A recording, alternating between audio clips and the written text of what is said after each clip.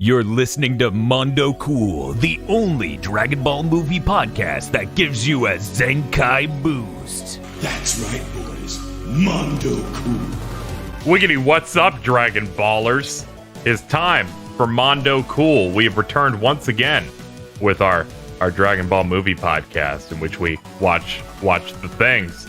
With me, as always, are my lovable co-hosts, Dan and Bob Video Games from GigaBoots.com. How you doing? Guys, I'm gonna need all your Genki. Not just a little Genki, a lot of Genki. Nah, I need a lot of Genki. Don't worry, I won't fuck this up, though. And Mr. Feel from Mr. Feel's Wild Ride. Do you have any Damas? I was going to try to do a southern accent, but that would really just demean everybody present. That's okay. I enjoy when Brad Shoemaker occasionally transitions into, that's right, I came from Carolina. Time to do this voice. Always a fun time. Uh-huh. So every month we come together, having watched a new piece of Dragon Ball film, OVA, what have you. We talk about it in a deep discussion. We do segments that are award-winning, all kinds of stuff. But you can get access to the show a little bit earlier, and Feel's going to tell you how. You can go to our Patreon at patreon.com/gbpodcast. For as little as $5 a month, you can get early access to Mondo Cool. That's what you're listening to right now. Early access to Chugging Bleach. That's our review of the entire Bleach anime. Yes. Really. Cursed commentary tracks where we talk over bad movies. Cursed Content by Committee, our Patreon exclusive show where we review and commentate a horrible movie that you pick. Early access to Armchair Devs. That's our show where we make up some bullshit about games we would run a company into the ground making, and many other benefits. That's patreon.com/gbpodcasts. That's wonderful. Our last episode, shit. We watched that Metal Cooler movie. That was all right. No, it wasn't all right. Oh wait, no. It's been a long time. It's been a whole month. But here we are to watch the next Dragon Ball Z film. It's called Dragon Ball Z Super Android 13, or as it's called in Japanese, Dragon Ball Z, the super battle of the three great Super Saiyans. Holy shit, what a bad name. it always delivers. Or Dragon Ball Z Kyokugin Batoru Saidai Super Saiyajin.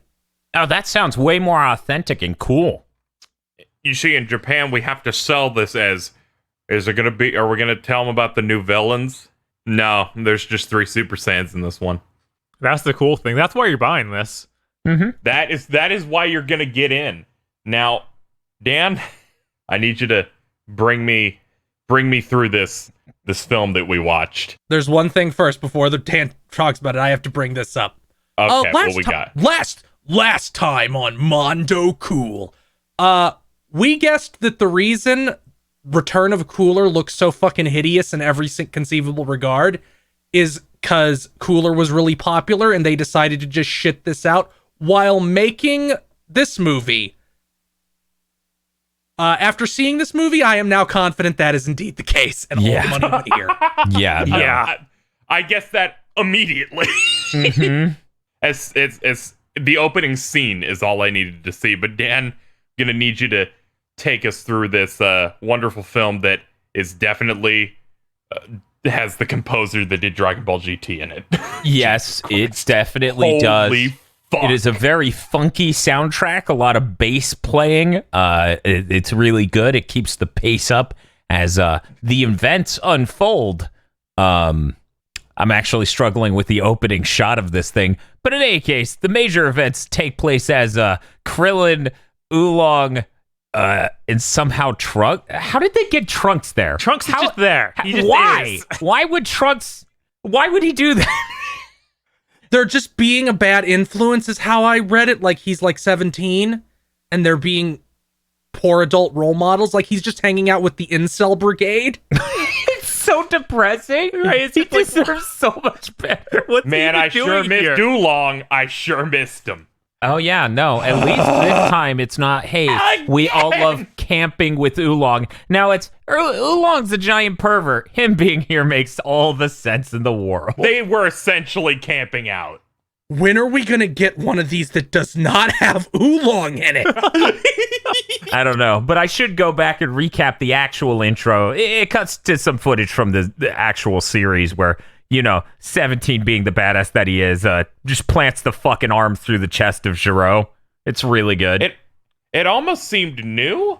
It looks really nice. It looks really nice. Don't remember the show looking that good. Me neither. It's a reanimation of what happens. The show would have less blood too. Yes, true. Shout out to Fighters for making the punch through the chest, kick the head off combo 17's level 1 super.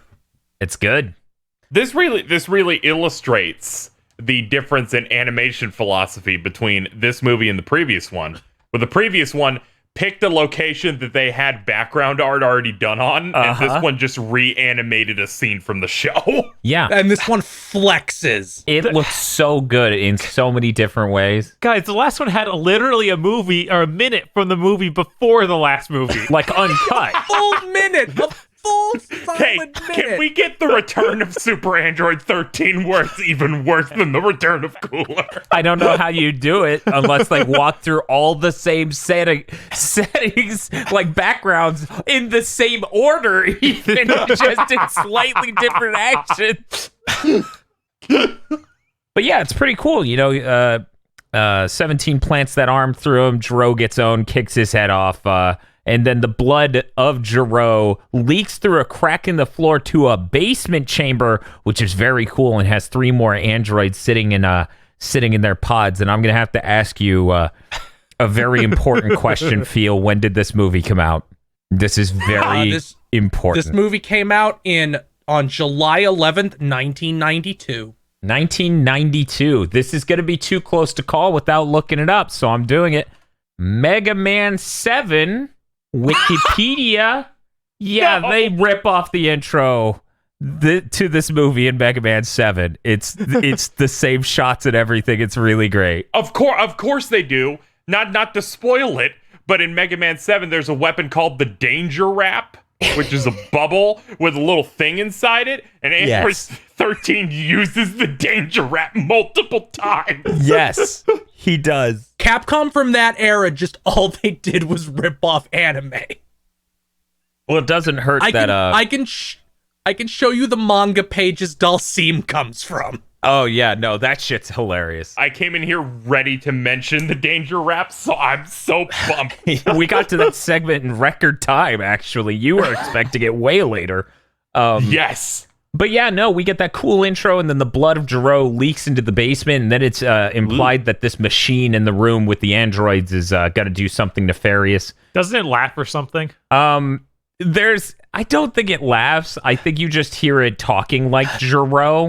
Yes, Giro and not Dr. Weird. It was straight up Dr. Weird. He was just like, arise, my androids! Stop it! This movie has a lot of it. That's why I was like, Bob's gonna like this one. It has a lot of Aqua Teen Hunger Force energy. But also, I don't think it says a single fucking thing in Japanese. Really? Yeah, that's I probably think right. it's entirely silent. Once again, the dub wins. Yeah, I mean, okay, so here's the thing. I kept switching. The original dub soundtrack is hilariously fitting here in a way. There's something really good about the scenes, but we gotta get through this. Yeah, I know, it's getting bad already. We cut from that intro of the androids awakening to Oolong, Roshi, and Trunks in line for And Krillin. And Krillin is Krillin. also there. His dignity is gone. Yes, it's so bad. They're waiting in line for a beauty contest or a beauty pageant, and then A beauty pageant for the most beautiful woman in the world, and they want to sneak in and see her naked because they're all incels. yeah, no, it's and then Krillin, Roshi has a great line yeah, in that where he's like, girls from France are gonna see her underpants. yeah, it's there's a lot. It's a lot to deal with. Krillin tries to act like he's an upstanding gentleman and yells at them, and then he says, I'm just kidding. Maybe if we go peek real quick, Haha, they won't notice and it'll be great. Unless. He's like, just kidding, unless. And then that's when Trunks went, what am I even doing here? I mean, why did I come back in time to check out this beauty pageant? That seems really weird. It's so Of all fucking the weird. things And then to we come cut, back for. we cut immediately from a beauty pageant, which is a fantastic way to diminish women and their authority over themselves, to women fighting at a mall under signs that say sale everywhere. And Gohan's like, why are they doing this? And Goku's like, women, am I right, Gohan?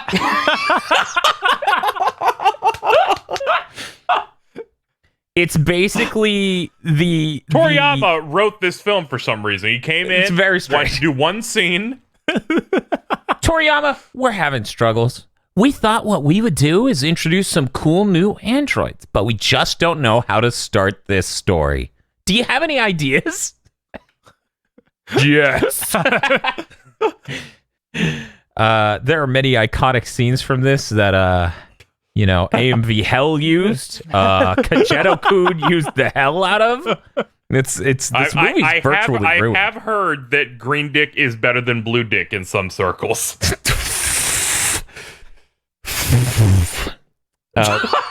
But yeah, so they're at the mall. There's shopping going on. There's a pretty cool shot of the androids, which are I love their designs. The incredibly short purple one with the fucking giant glasses and a huge green hat.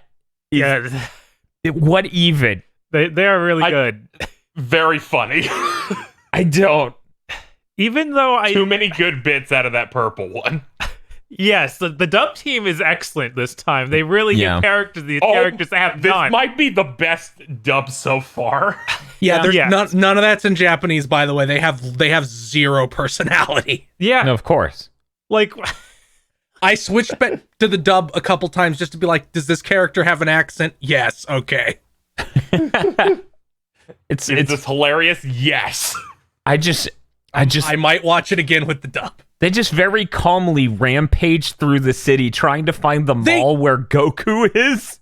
Man, these are really like thoughtful androids. They don't fucking kill anybody. They're just like, we're not going around things. Yeah, no, they're just like all the destruction has to do with they're going from point A to point B.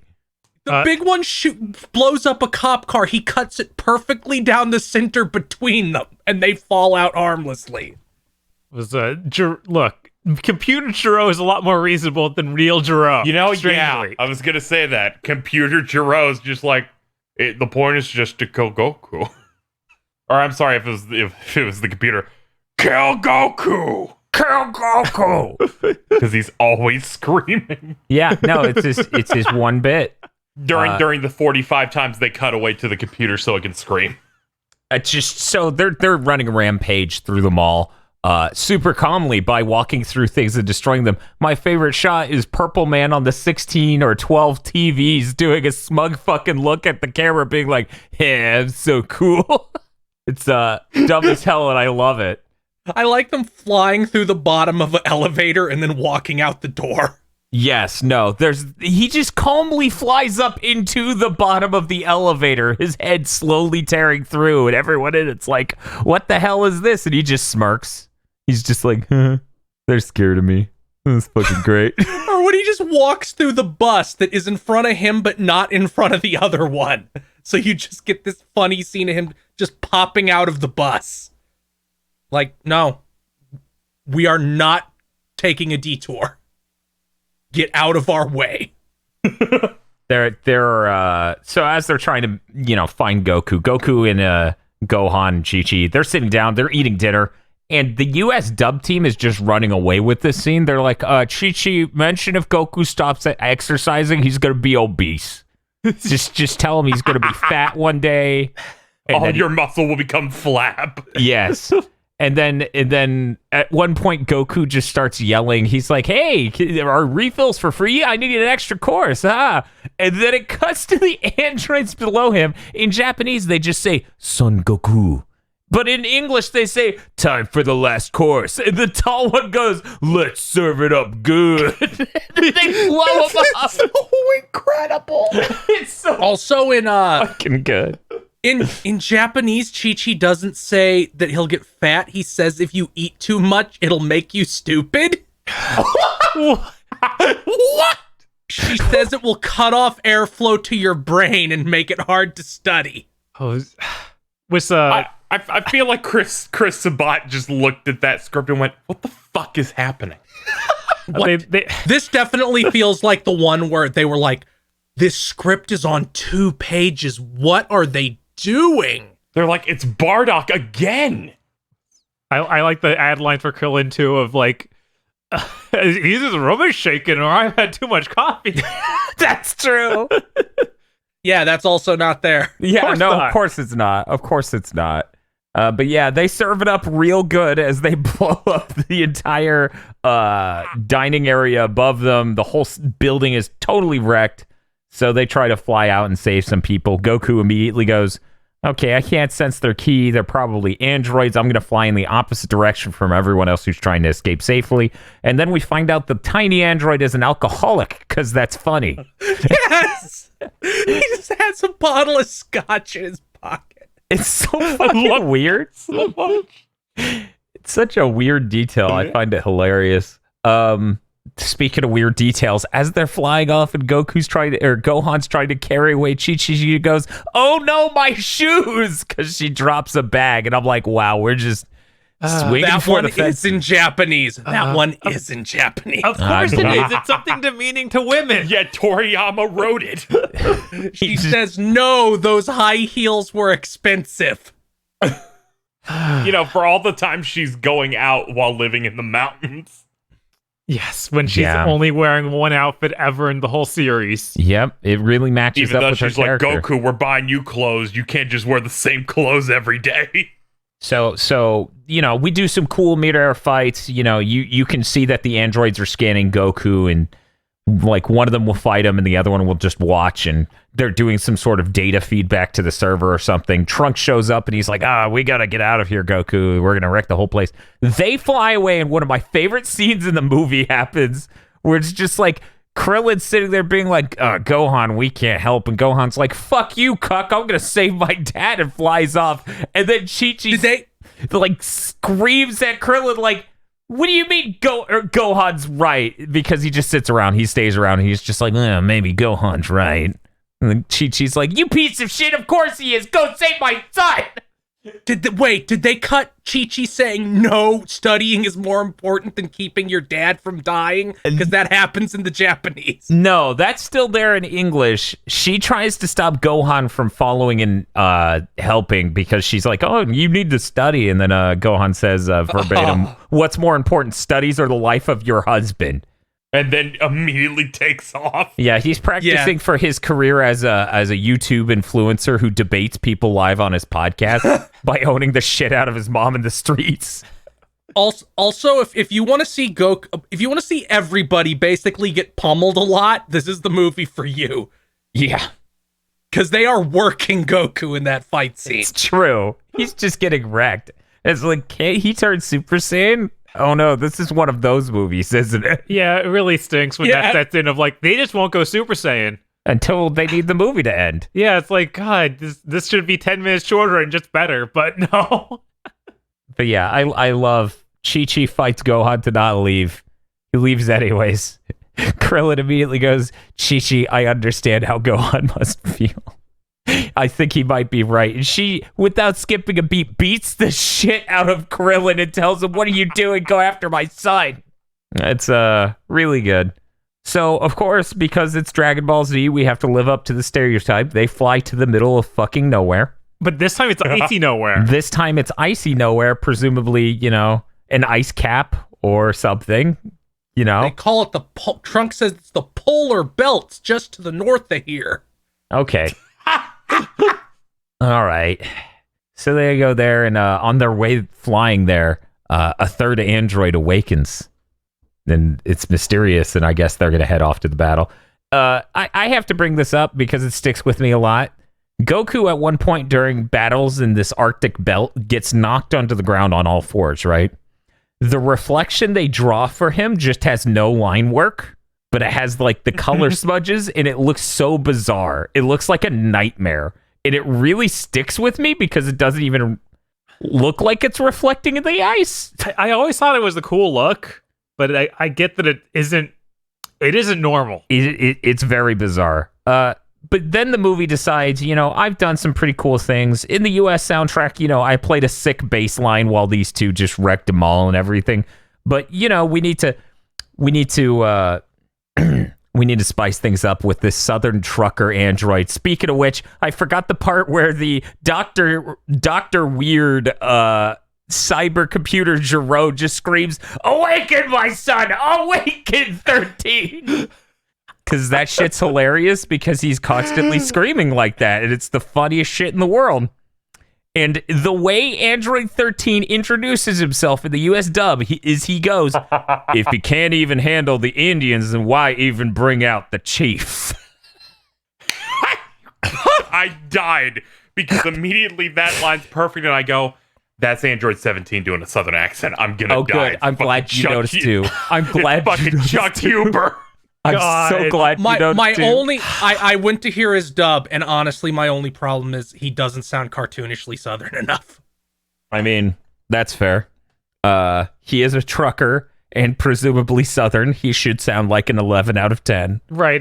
He's definitely doing an accent, but it could be more severe. Yeah, he's doing an accent, but it needs to be much more severe. He needs to sound like the fat Texan on The Simpsons who is always shooting his guns into the air.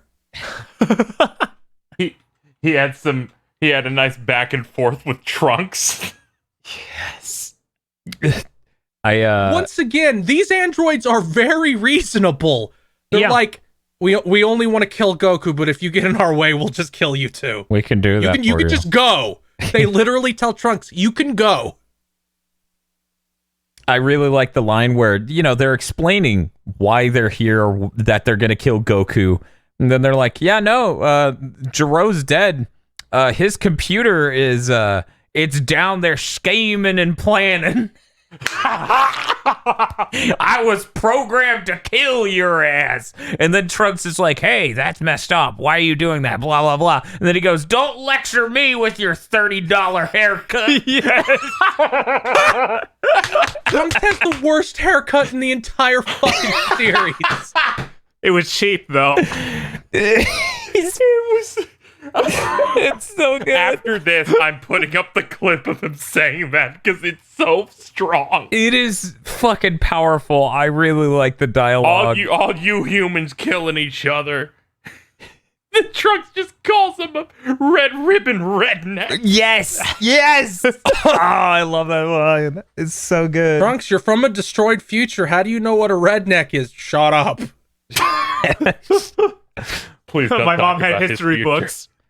No, it's fine. Bulma's telling him about the pores as he's growing up in the destroyed future. Yes. Oh no. Okay, I don't need to think about that.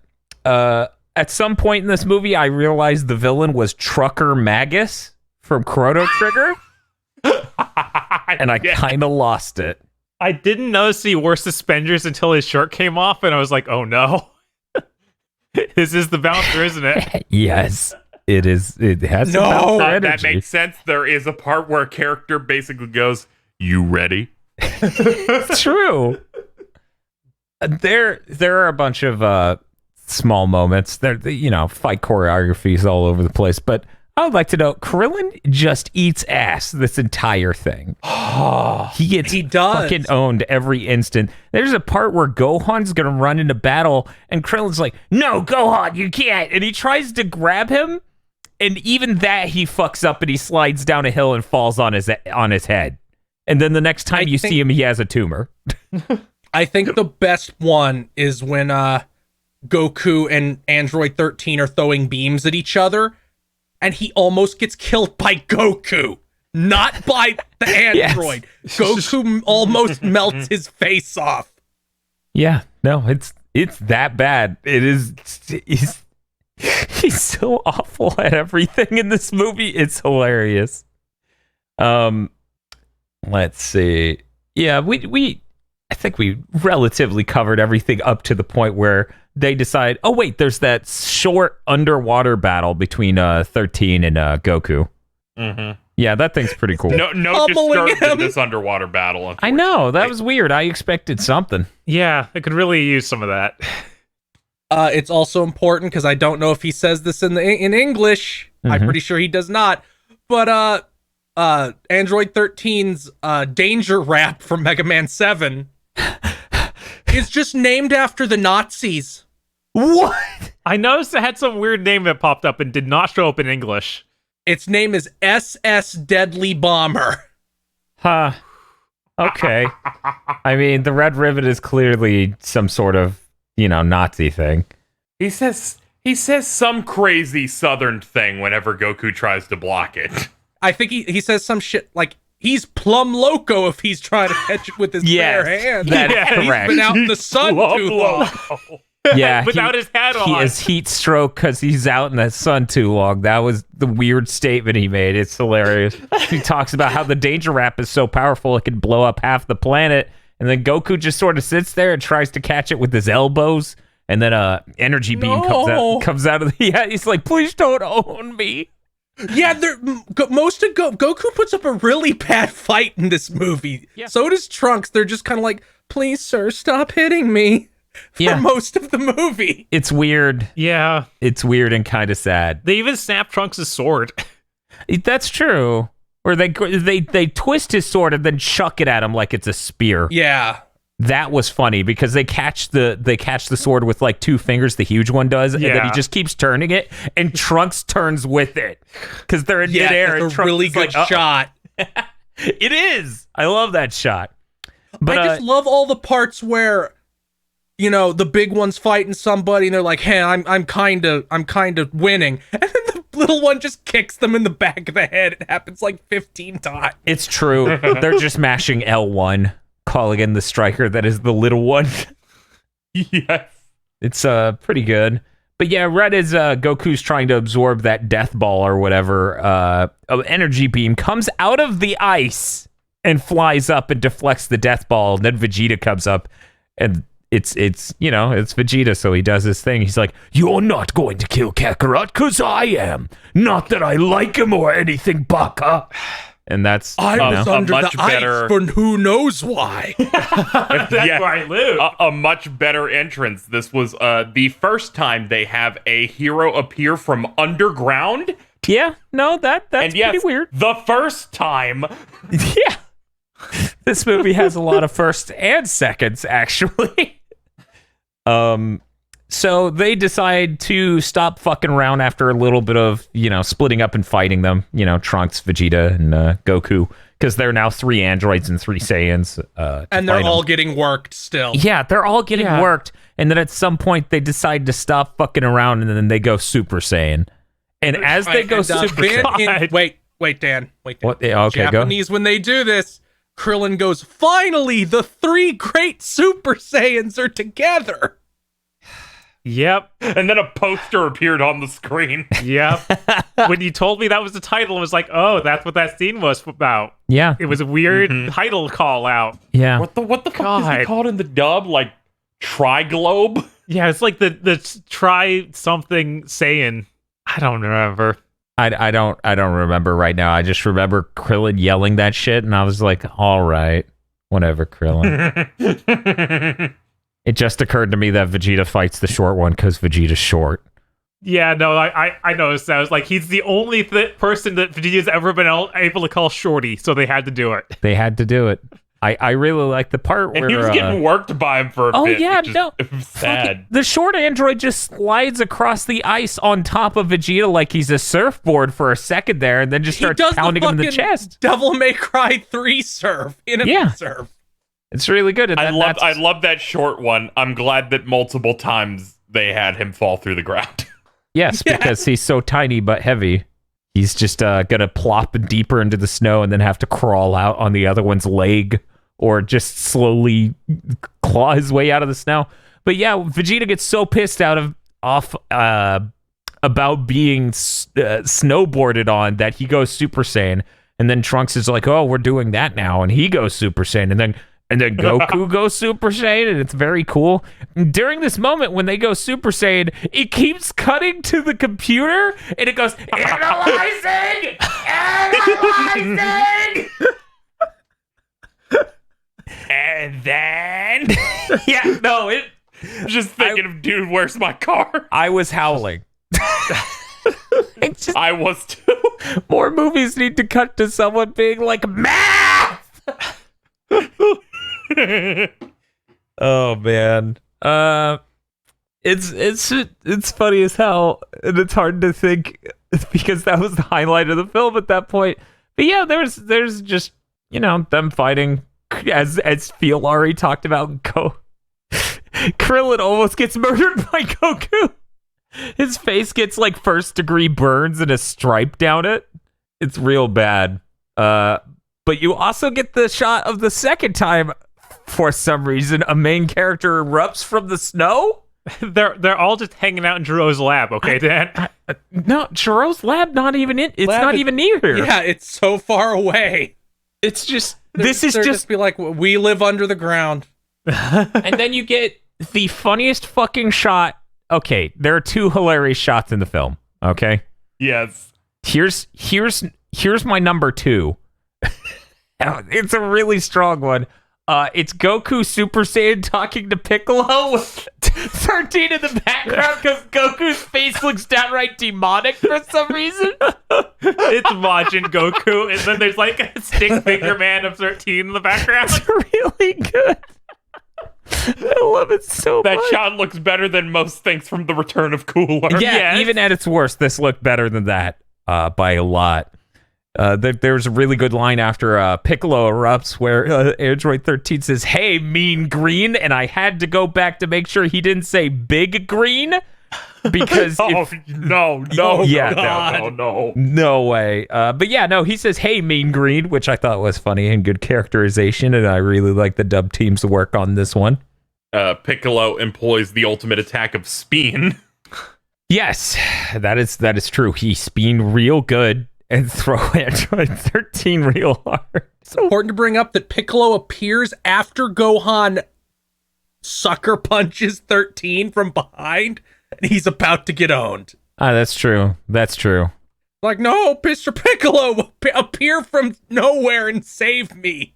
Yeah. That's all you do in these movies. It's gotta be Mr. Piccolo. Who else would save my ass? Yes, he does say that, and that's really funny.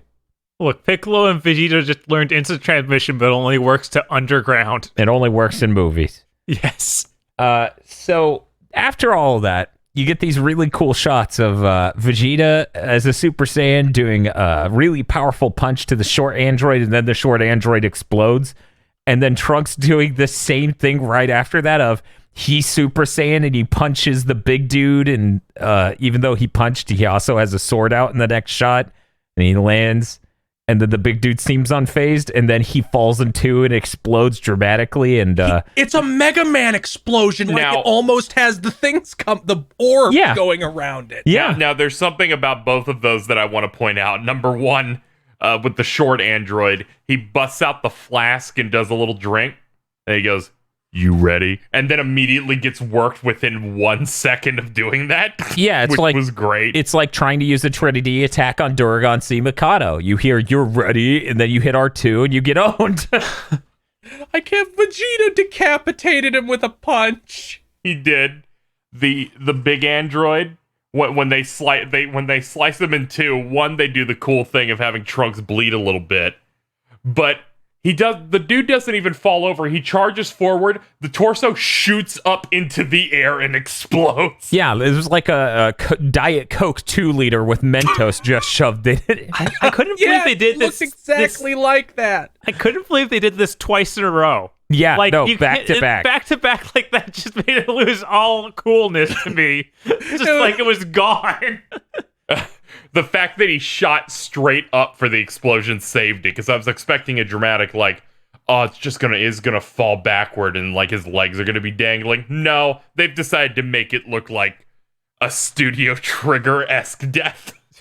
In English, do they put like a powered source turning off filter on the short one's voice before his head Yes. falls off, because they Yes. do that in Japanese. It's really funny. It's really good.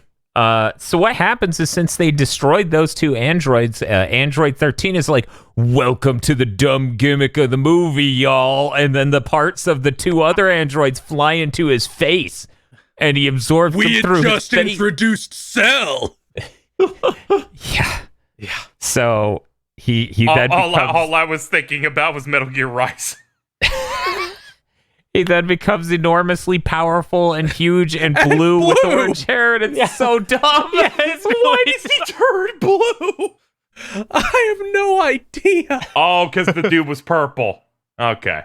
This is where the movie becomes really funny. This is when all the Kageto-kun clips happen, like him punching Goku in the balls.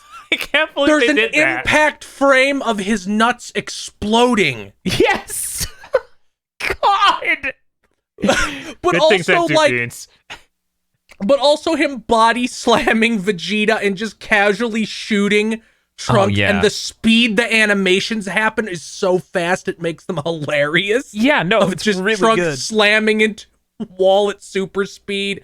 Then he does it to Piccolo. He slams Vegeta into the ground and then just dismissively shoots him. Yeah, he just calmly takes one step back before trying to obliterate him with an energy beam, which then launches Vegeta like across the entire landscape at Krillin, and Krillin's like, "Wah!" and then just gets harpooned by the fucking Vegeta flying through the air.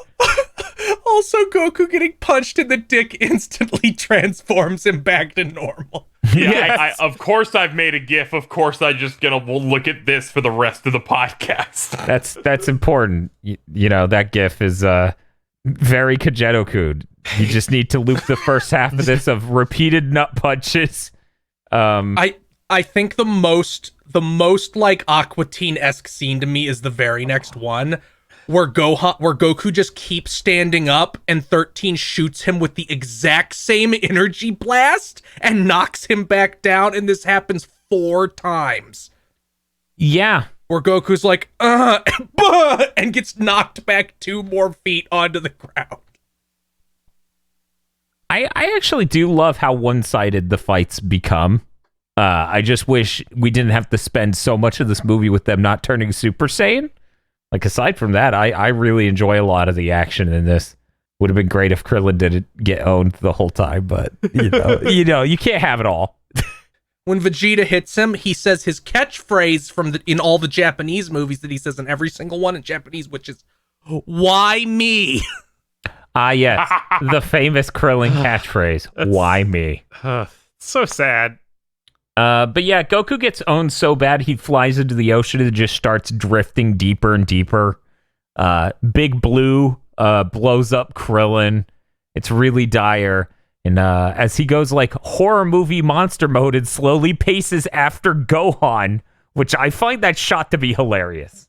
It is hilarious because Gohan is like not running effectively and is making sounds like he's a fat kid who ate too much chocolate. It's It's true. like, and you just hear this heavy metal walking as 13 walks towards him. Yes. No, it's true. It's ridiculous. But Goku just starts holding his arms out while underwater, and then floats up as he's continuing to hold his arms out, asking for everyone's Genki. And he's like, this is going to take a while to make this. And in order to save him from getting owned by the big blue android, Gohan flies the way and takes the beam for once. And then everyone takes turns getting owned to distract Android 13.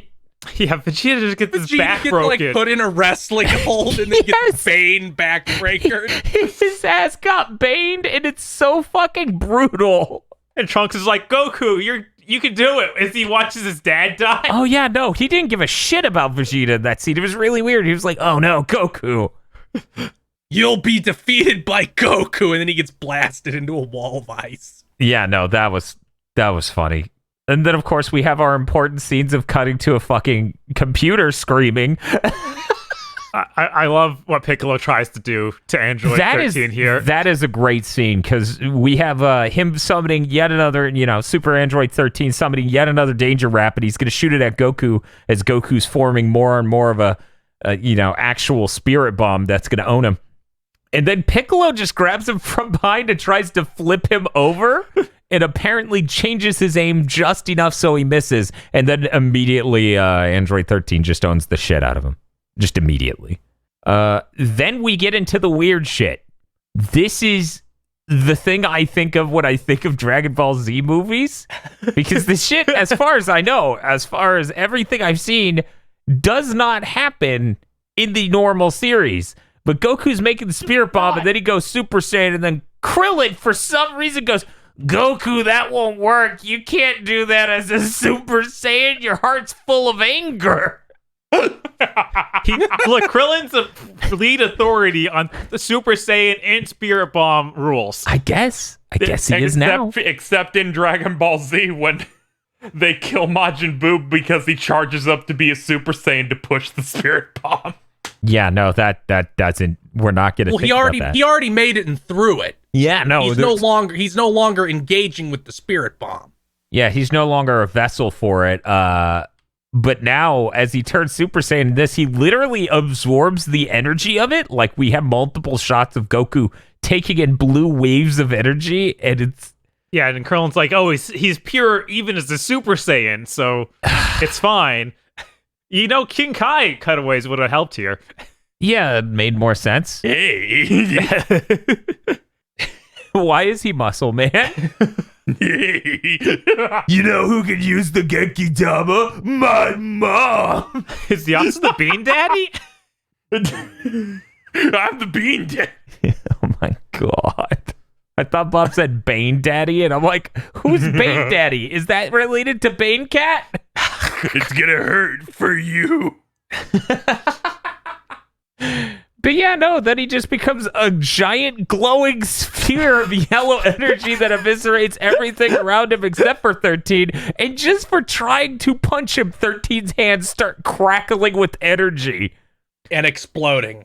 What if I just ate the whole bomb? Yeah, like he just has the aura of the bomb. It is fucking absurd. And then we get what is my number one favorite shot of this. Goku's face hard lit from the side.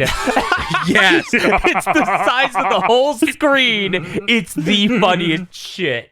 When you look at your replies. This is people writing 7-paragraph comments on the rant as go. It's really funny. I think that may be the funniest. His ears look wrong in that shot. Yes, they do. They really do. I think this is my favorite animation in all of Dragon Ball Z movies because it's so absurd. It's so bad. It's so awful and hilarious. I want this shit printed out on like an 8x10 photo. I want this framed on a wall. I want you to do that. I want you to print this out, frame it. It's good. Put it somewhere. I need that. I might do that. Hopefully I remember to do that. Then Goku's like, man, he's getting pretty owned. What if I just punch him once? So Goku punches him once. And then he explodes.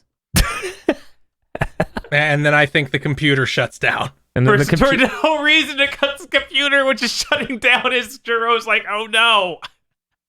It's trying to scan that power, but it's too much power. Yes. It's so dumb. It's that extra level. Bob, it's not as dumb what immediately follows. Gohan is floating adrift on an ice cap, an iceberg of sorts. He's just floating out there. And he slowly comes back to consciousness, and he goes, hey, Dad, what's up? And it cuts to Goku, who's just sitting there cross-legged, and he goes, me! I busted out laughing. Also, Goku melted the polar ice cap. That might be a problem. Nah, it's fine. They didn't hurt any people directly, so they blew it's up a moon before, multiple times. What's a moon gonna do? Nothing. What has the moon done for me lately? Not anymore. Then you have the famous hospital scene where Krillin's all sort of wrapped up and talking about the events, and Kageto-kun censored it, so it sounded like he was talking about an orgy. So that scene was a little ruined for me. That has been ruined by YouTube. You've seen that too much. A little bit. But yeah, no, you get some dialogue in there about how they're both Krillin and Gohan are really, really hurt. Gohan was like, I'm not too bad. And then Chi-Chi goes, well, if you're not too bad, then you can work on your studies. And then Gohan's like, oh, I feel awful. And he pulls the blanket over his head. And then that's our forced laugh DBZ movie ending moment where they all go, ha, ha, ha, ha, ha, what a good funny. And then he says, don't tell him about the beans. Yeah, and then Krillin says, don't worry, I like being hurt. I'm gonna hit on the nurse. I'm weird. God. And then we get our actual iconic scene where it's Piccolo and Vegeta floating, and he goes, is it over? And then Vegeta goes, not until the fish jumps. And then the fish jumps, and he goes, okay, it's over. And then we cut to the credits. Very iconic. In Japanese, they say nothing. They do, yep. Yeah, but That's real common. Dan, you could insert that in almost any part of the movie. In Japanese, they say nothing. In Japanese, there is no music. At this point, the short purple No, one there's says music. a funny thing. There's music. There's just no. Funimation animated the entire thing. No, there was a moment, feel, where we were like, wow, this music's hilarious because it's up tempo and it's them just walking real fast and destroying everything. What's it sound like in Japanese? Nothing. Oh, I think this is the one thing I've seen with the GT composer where I was like, that dude did great work. I don't know who that is or if it's a team, but this film actually had a really good soundtrack in English. The original one, I approve. But yeah, no, that's a Super Android 13, whatever the fuck the feel subtitle was. It's got three some cool good guys or something. It's got 3 Super Saiyans in it, I guess. It's got some of the best Goku faces I've ever seen. Put that in the box. If anyone out there wants to Photoshop the dub cover of Super Android 13, replace the subtitle with "It's got 3 Super Saiyans in it," I'd appreciate it. Well, we're almost at an hour, so what are we supposed to do? We're supposed to review this, right? And then we leave? Yeah, that sounds great for this episode. Okay. For this review, Dan, I'm going to need you to tell me, what's the biggest disappointment? Who gets the Yamcha Award? Man, it's not that hard. I'm going to say Krillin. Krillin is the Yamcha of this film. It's pretty bad. I feel like Oolong and Roshi are there. They are not as disappointing. Krillin would have gotten it for me too, but not because of how much he gets owned, but because he's hanging out with Roshi and Oolong trying to peek on women. Like, come on, man. Yeah, and then he won't even commit to it too. You know? He's spineless and a creep. Great. He's great. Like, no, I'm here for good reasons. I'm here to get a wife.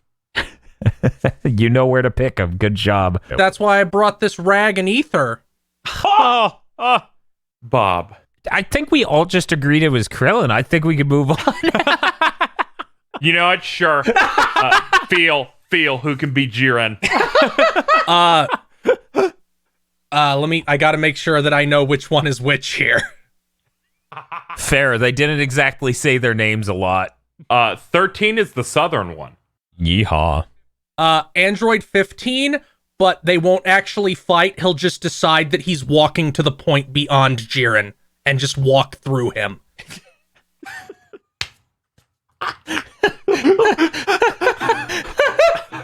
And Jiren's chest will just burst as he walks through it. Man. Seems reasonable. Dan. This is really hard. I'm going to say Trunks. Trunks seemed pretty capable. I think he could beat Jiren. Mm-hmm. I think he could beat Jiren. He has a sword. That sword didn't break when the really buff dude turned it. I think he could beat Jiren. I mean, it did slice one of the dudes in half. Yeah. It's true. We have only seen Jiren perform in a situation where weapons were not allowed. So who knows his resistance to them? That seems like not true strength, but I'm not an authority on this, so who knows? Bob. Android 13, but it won't be a physical battle. He'll win with his insults. Jiren will not be able to handle it. Call Jiren a cuck and Jiren will just leave demoralized. Yes. It's like, are you saying his salt of the earth sensibilities are gonna own Jiren? Yes. It's the dumbest shit. So He'll imply that Jiren has a really bad sunburn. I was gonna say, who knows how many androids he might absorb on the way to Jiren. I mean, if those two did this to him, good lord. I mean, yeah, exactly. He could absorb Super 17 on the way to Jiren. We just don't even know. I was just gonna say that his boss weakness is the danger wrap, so it's locked in. Oh, that's fair. That's fair. You know, it just grabs Jiren, lifts him up about 10 feet, and drops him, and Jiren shakes and takes extra damage. Yeah. Or you shoot it at the right time as the battle is about to start. He's going through the room and it instantly kills him. I put a lot of thought into this. Mm-hmm. I think Dr. Giro's computer can defeat Jiren. Okay. Because he will just scream analyzing over and over again until he can come up with the perfect android that can defeat Jiren. That's fair. That makes sense. I mean, Jiren wouldn't lower himself to beat up a computer, right? That wouldn't be true strength. So he would just let it keep making androids until eventually it figured it out. Mm-hmm. God, it's like if Metal Cooler was cool at all. I like to imagine that the Metal Cooler movie just ripped off the idea that it's like, oh, the powers, they blew up because there's too much power. Man. The computer dies the same way. The only other segment we have is in which we're gonna start with Bob. Give me a canon Dragon Ball character who can defeat the villain of this film, Super Android 13. Cell. He is actually Super Android 13 in the show, so obviously he'd win. Compelling argument. They both absorb androids. Cell calls himself perfect. This guy just is now blue. It's just super. Yeah. Perfect is above super. This Obviously. one literally is blue collar. That's true. There's a reason that Perfect Cell's ultimate form is called Super Perfect Cell. I'm kind of worried though, Bob. What if Cell summoned those like weird Cell creatures? And those were Cell also Juniors? Yes, those Cell Juniors. Thank you. It's been 20 years since I had to fucking say that. Anyways, so you get the Cell Juniors, right? Right. And he absorbs them? He absorbs them. That's a problem. That is a problem. No, he can only absorb mechanical parts. The Cell Juniors are organic. You know, I've heard that mitochondria is the energy reactor of the cell. Powerhouse of the cell. Powerhouse of the cell. So who's to say what's bio and what's mechanical in this biomechanical android? Cell could do this because he has no nuts. Cell could absorb him. Cell would just absorb this android, be even more perfect. Yeah, it's true. That's a thing he can do. Yeah, KZ is right. He's just hammering on Cell's dick and Cell's like, there's nothing there. It's just gone, man. You having fun? You can't hurt me by punching them. My nuts are up here, points ahead. God. Phil, please get us out. Get us out. Frieza, because Frieza also has no dick. I mean, Piccolo lost, and he obviously isn't equipped. Let's see. But here's the thing. You don't know that. Frieza, one, you don't know that, and we're gonna get a comment now, so thanks for that. Two, Frieza could use a death ball, blow up the planet. What? Android 13's just floating through space? I wouldn't call that winning. Sounds like winning to me. I mean, Frieza's also just floating in space. No, Frieza can travel through space just fine. Could probably get in a ship, fly away. Android 13 is just gonna flop around for the rest of eternity. Doesn't sound like a winner to me. I think they can catch the ship and get on there. Because he obviously doesn't need air. He was hanging out underwater like a nothing. Yeah, but that would destroy the computer, so he wouldn't be able to analyze that. Oh, you're right. Yeah, if he gets too lose that. One, that. Two, if the battle takes place too far away from the computer, the reception could get real bad. The computer just survives it, but is floating in space. Yes. Screaming at Steve and how he has more tacos to eat. God damn it. I'm imagining some version of this where the bit rate of the being goes down, so it's only him that just looks really bad. Oh, that would be great. Oh man, he just becomes intransient. Yes. What do you got? What do you have, Dan? Oh, King Cold. We have no idea what that guy's deal is. Yeah, he's only in the second. Absolutely right. He's only in the second form. He can probably transform 2 more times. Exactly. We have no idea. That motherfucker Trunks just fucking ganked him. He wasn't ready for that. While you do that, I'm gonna look up Final Form King Cold. I'm sure it's very good. Definitely could beat this guy. He probably has like 3 alien heads. Oh, it all looks so bad. It all looks so bad. I need to see this. Show me this. Final Form There's King. There's a lot of good ones. What? Yeah, that's him using 100% power in the webcomic Dragon Ball multiverse.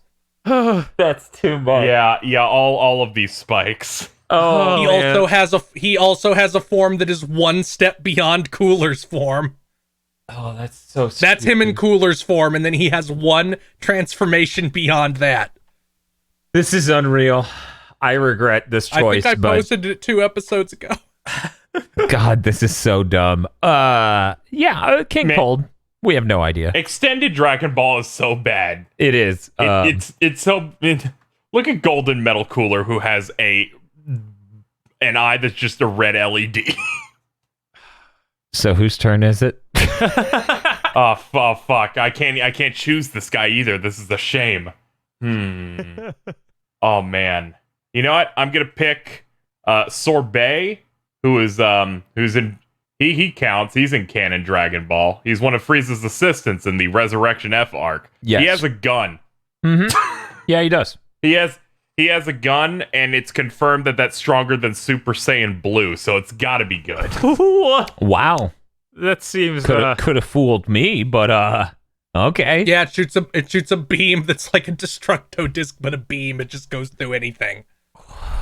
You know, this guy's lame. We didn't get a scene in this movie of someone using someone else's move. I'm gonna have to say that puts it a point or 2 above the last one where Destructo disc came from. What was it, Vegeta? Yeah, Vegeta. He just threw one. God. They were too focused on giving you the same move you've always seen, but doing something different with it. They were busy coming up with ideas on this film. Like Danger Rap. I cannot believe this. We've gone through all of our segments. I feel like a corpse. It's only now that we come to the end of this podcast in which we have to, each of us, give a short review of what we watched, Super Android 13, give it a ranking 1 to 7, and then we'll see how this shakes out. We're going to open with Feel. This movie was delightful. It had a lot of fun-looking things. It was different than the others because you don't get city fights very often, and then they fought in the Arctic. The pacing of some of the shots was hysterical and looked cartoon-like. Yes. Like where Piccolo bounces off the ground into a rock of ice. So I'm going to give it a 5. Respectable. All right. Respectable start. Bob. Yeah, I think this is a really strong one. Really good beginning. Amazing beginning, really. Like, this is one of my favorite DBZ openings. Just that all of that mall stuff and fighting in the city. Mm-hmm. That was really neat. Then it slows down a little bit. I feel like they drag out some of the stuff in the Arctic a little bit longer than they should have before they transform. And ends hilariously. So I'm going to give it a 5 as well. I think that it was a lot of fun. This is like what you want from a DBZ movie. You get some cool fights, you get some neat transformations and new moves. I can't really ask for too much more. Mm-hmm. We're going to go to Dan. So this is a very conflicted movie in a few different ways. I feel like them not going Super Saiyan for the vast majority of it so it can last longer really drags down this film. But there are so many things about it artistically that are really fun and neat. There are so many brutal fight scenes. And yeah, I'm mostly reviewing the US dub here, just to be clear. Android 13's fucking incredible and says stupid bullshit nonstop. And let me tell you, if that didn't happen, this might be a point lower. I'm gonna give this a 5. I think this is a 5 out of 7. It's you could do a lot worse when looking for a Dragon Ball Z movie to watch. All right. Well, this film was delightful from front to back. The funniest of these dubs that there's ever been. The soundtrack was. There's nothing really special about it. It just went in. It just, it served its purpose and did it really well. Didn't have to license out any songs to, be satisfying. I really enjoyed this. I'm gonna give it a 6. It's up there with things I've given a 6 before. I can agree with that. Yeah, that's matching up with my scores a lot too. Yeah. Mm-hmm. Yeah. If I was to think about it, it's back and forth whether I like Cooler's Revenge or this more. I'd probably put this above that. I'm thinking about it, but I think it's really it's surprisingly solid throughout, and I think that's really funny. So, oh god. So at this point, I have to roll you through from worst to best what our rankings look like, which is very awkward. So in last place, the film we saw last time, The Return of Cooler, with 4 points. Nothing Lowest will be possible worse. score. Things can only be just as bad. Right. Nothing could possibly be worse. We will have to qualify saying the worst thing is this in particular. We have to tell you that this is worse than The Return of Cooler. But for now, it's Return of Cooler. They got a 1 from everyone, so it equals out to a 4. Then the next best thing is a 3-way tie. Oh god. Between Bardock, Father of Goku, Tree of Might, and Sleeping Princess and Devil's Castle. They have 8 points, which means on average that means each person would have given it those at least 2 points across the board. Yeah. It was double the quality of Return of Cooler. Just a little. Yes. This is what we call objective truth. I mean, you said that, and I was like, yeah, I've seen those movies. It looked like it was twice as much of a movie. And you had a lot, and you said some mean things about Bardock. Yes. Again, your statement was, I wish there was a 0 on this scale so I could use it on Bardock, and then you Then Return of Cooler came around and was like, you think I shit my pants last time? It's the Danny DeVito, so I started blasting. Yeah. Next up, with 11 points, is the first film, Curse of the Blood Rubies. Then we have, with 13 points, Mystical Adventure. And then 16 points. The next best thing is World's Strongest. And then we got a tie here of 19 points each for Lord Slug and Cooler's Revenge. Cooler's Revenge at 19, Return of Cooler 4. Just wanted to... It lost 15 points on its way to this great sequel that they built. What a fucking disaster. Where... Yeah, I somehow went down 5 points between 2 movies. And now we've got, in second place, Super Android 13 with 21 Strong. points. Nice. Finally, we got something above 20.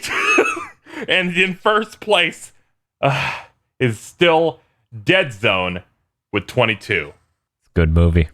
I cannot believe we finally got past 20 again. Yeah, no, it took a while. Yeah. That was like half a year. What a relief. Again, our scores in order: 11, 8, 13, 22, 16, 8, 8, 19, 19, 4, 21. But you know, when roller coaster. when you look at the last 4, you can be optimistic and be like, only one of the last 4 was a fucking unmitigated disaster. But it was so bad, you worry. You worry it could plug right into that. That at any moment. From a math standpoint, Super Android 13 was over 5 times better than The Return of Cooler.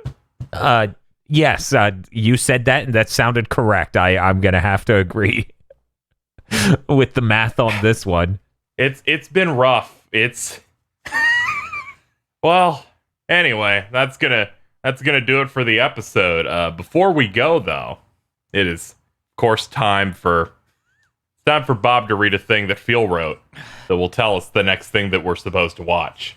Thousands of years ago, before the dawn of man as we knew him, there was Trunks, an ape-like creature making weapons out of dino bones in his own ways, hurling them at chimp-like androids.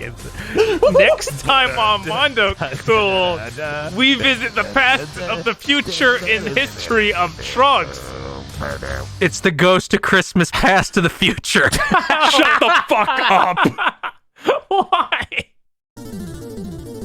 This month's GigaBoots videos were brought to you by our lordly executive producers: Esme, Nicholas Cameron, E. Lee Broyles, Star Falcon, Spaceman Spiff, Danny Richardson, Red Blaze 27, We Fall Now, and the ghost of Adam Admar implores you to play more Saga.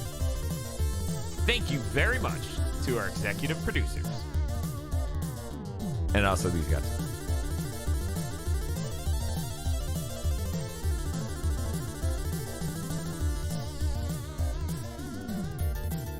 Soar on over to patreon.com/GigaBoots and become an executive producer today.